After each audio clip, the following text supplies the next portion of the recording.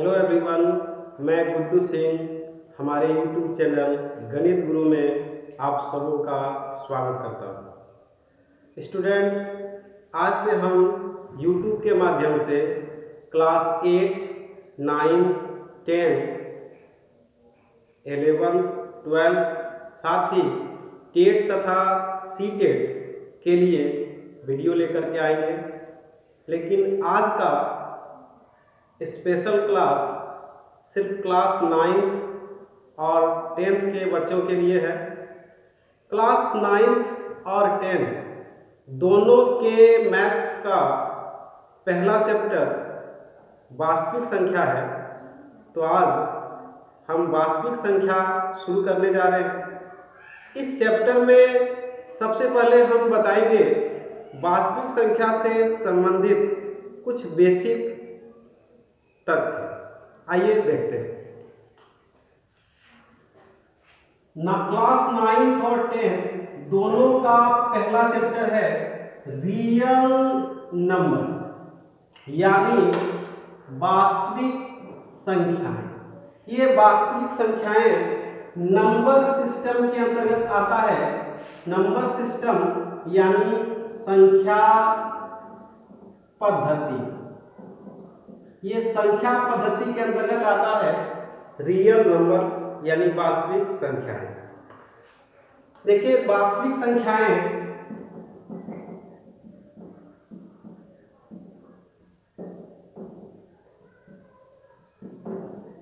दो प्रकार की होती है। पहला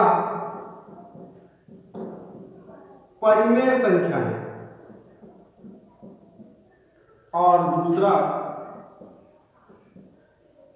अपरिमेय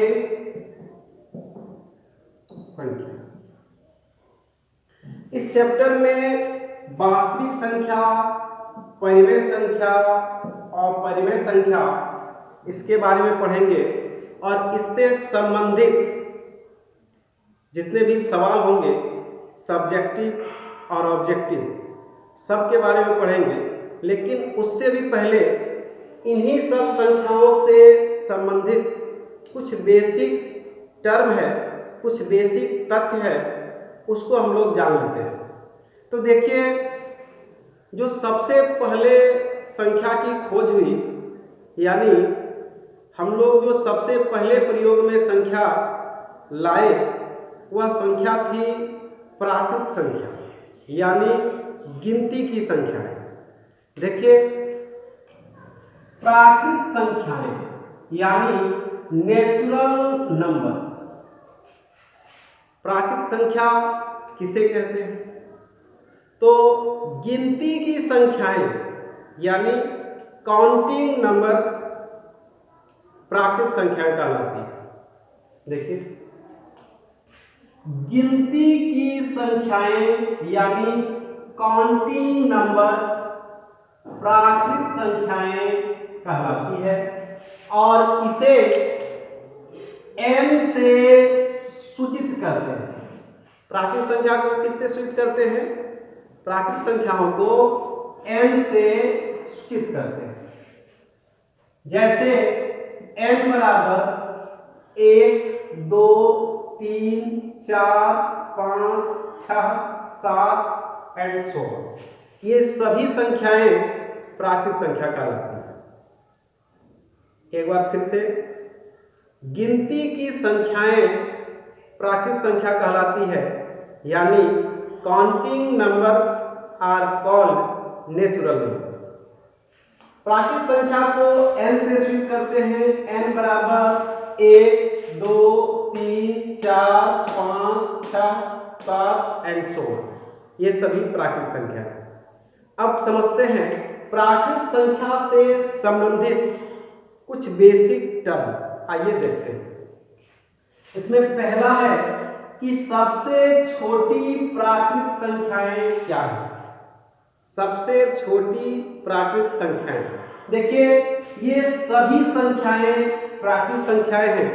इनमें सबसे छोटी, देखिए, सबसे छोटी है 1 यानी 1, तो सबसे छोटी प्राकृत संख्या होती है 1।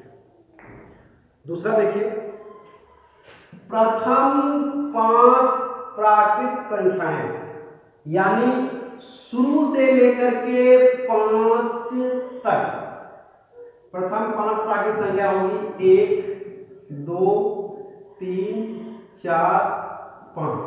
ये हो गई प्रथम 5 प्राकृत संख्याएं। प्राकृत संख्या 1 से शुरू होती है और प्रथम 5 प्राकृत संख्या 1 2 3 4 5। अगला टर्म देखिए, प्राकृत संख्याओं की संख्या अपरिमित होती है, यानी सबसे बड़ी प्राकृत संख्याएं ज्ञात नहीं की जा सकती है, इसीलिए प्राकृत संख्याओं की संख्या होती है अपरिमित।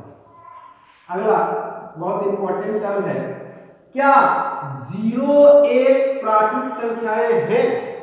देखिए, प्राकृत संख्याएं ये सभी हैं, इनमें 0 नहीं है, अतः काउंटिंग नंबर में 0 नहीं आती है, इसीलिए 0 1 प्राकृत संख्या नहीं।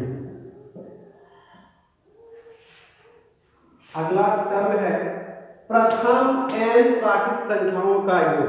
फिलहाल आप लोग इसको याद रखिए, प्रथम n प्राकृत संख्याओं का योग होता है n into n plus 1 by 2। और अगला है प्रथम 5 प्राकृत संख्याओं का माध्य, यानी प्रथम 5 प्राकृत संख्या होती है 1 2 3 4 5, और इनका माध्य यानी 1 से लेके 5 तक को जोड़ के और 5 से भाग देने पर आएगा 3। इस प्रकार प्रथम 5 प्राकृत संख्याओं का माध्य होता है 3। स्टूडेंट, प्राकृत संख्या से संबंधित उसकी परिभाषा और उसी से संबंधित कुछ बेसिक टर्म के बारे में आप लोगों ने देखा। अब आगे आइए प्राकृत संख्या के बाद अगली संख्या के बारे में बताते हैं। तब तक पहले आप लोग इसको थोड़ा सा नोट कर लीजिए। चलो स्टूडेंट, प्राकृत संख्या के बाद एक नई संख्या है जिसे पूर्ण संख्या कहते हैं। हमारे भारतीय महान गणितज्ञ एवं खगोलविद आर्यभट्ट ने एक महत्वपूर्ण संख्या का आविष्कार किया, जिसे जीरो कहते हैं। यानी जीरो का आविष्कार किसने किया? आर्यभट्ट ने। और जीरो के आविष्कार के बाद एक नया नंबर सिस्टम आया जिसे पूर्ण संख्या कहते हैं। आइए देखते हैं पूर्ण संख्या। पूर्ण संख्याएं यानी होल नंबर प्राकृत संख्याओं के संग्रह में जीरो को सम्मिलित करने पर पूर्ण संख्याएं प्राप्त होती। प्राकृत संख्याओं के संग्रह में ये सभी प्राकृत संख्या हैं और इनके संग्रह में जीरो को शामिल कर लेने से पूर्ण संख्या प्राप्त होता है।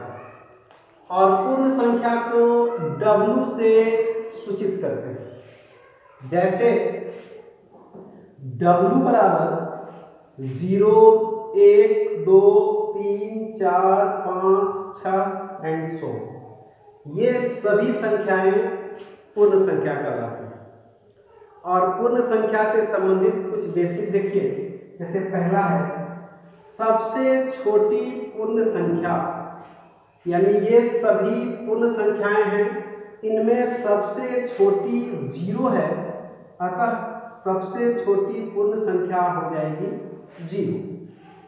अगला है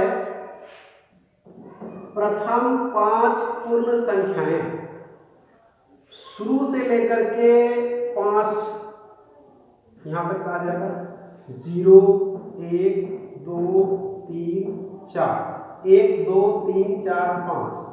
प्रथम 5 पूर्ण संख्याएं 1 2 0 1 2 3 4। अगला टर्म है सभी प्राकृत संख्याएं पूर्ण संख्या होगी। देखिए ये सभी प्राकृत संख्याएं पूर्ण संख्याओं में हैं, अतः सभी प्राकृत संख्याएं पूर्ण संख्याएं होती हैं और सभी पूर्ण संख्याएं प्राकृत संख्या नहीं होती। यानी 0 एक पूर्ण संख्या है जो कि प्राकृत संख्या नहीं। इस तरह इस क्लास में आप लोगों ने देखा कि प्राकृत संख्या क्या होती है और इससे संबंधित कुछ बेसिक टर्म, इसके बाद पूर्ण संख्याएं और इससे संबंधित कुछ बेसिक टर्म। अगले वीडियो में हम आपको बताएंगे इंटीजर्स, प्राइम नंबर्स, को प्राइम नंबर्स etc। तब तक आप लोग इसको एक बार नोट कर लीजिए। धन्यवाद।